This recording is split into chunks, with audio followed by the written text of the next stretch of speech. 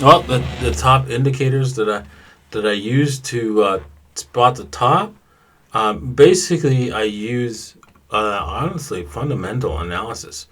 When things are good, like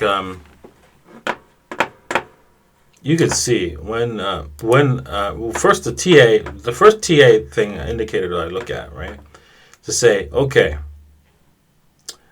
is the market, like, the first thing I look at is the higher time frames, right, on Bitcoin. So let's start with BTC, USD, no, BTC/USD, right? Actually, you know what? Let me bring this chart up here. Yes, no, maybe so.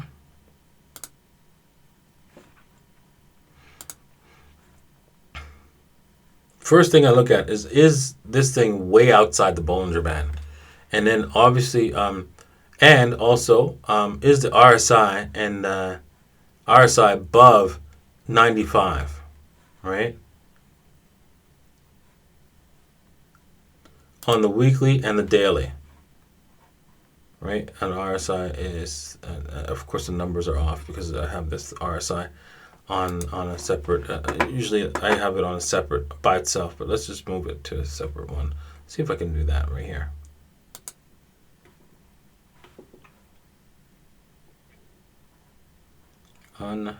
Unmerge up. There we go. And now we can see the RSI by itself. So the RSI, is it above 95? That's an indicator that we're near closer to the top.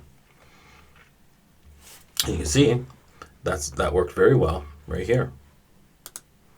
We're close to the top, right? And boom, we're close to the top, and we're right there, right here on this move right here. It's the final candle here, right? And then I also check to see if the daily's like that, the 3 days like this, and the daily is like that. If they're all above 95, then we're closer to the top on Bitcoin, right? But that's not enough, right? That could be just a short-term top, right? And once we do that, right? Once I do that, I look for some sort of fundamental event that makes everyone bullish, right? Everyone.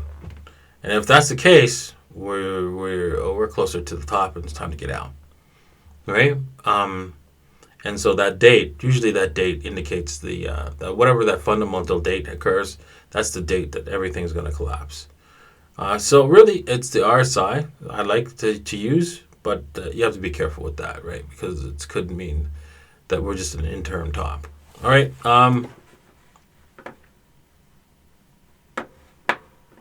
And yeah, and that's when it's just overbought. Another thing is the Willy helps you figure that out when everything's when this thing's like when the red line is well over the 80% mark, right? The 80%, then yeah, across all time frames, then yeah, things are really close to the top as well.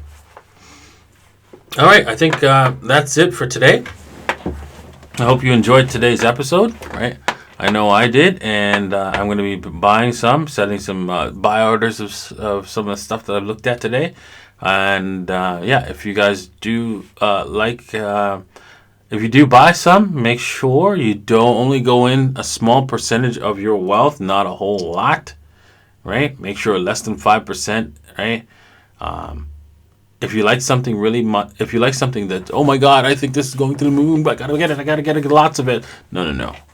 Make sure it's only 5% maximum, right? Don't go too crazy because you're going to get burned. I've gone in 5% on coins that I thought were going to do well, and they went to zero. And thank the gods I did that, because then it didn't hurt my overall portfolio.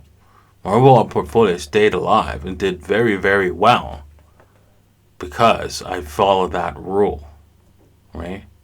And that key rule. So that will save you, right? And look for something else, basically. Once you get maxed out on the 5%, look for something else, man. Find something else and, go Go in 0.5%, 0.1%, right? Something small so that you spread yourself out as much as you can, and so that you'll be exposed to winning on the ones that do 1,000 X's. All right, thanks for watching, and we'll see you guys tomorrow.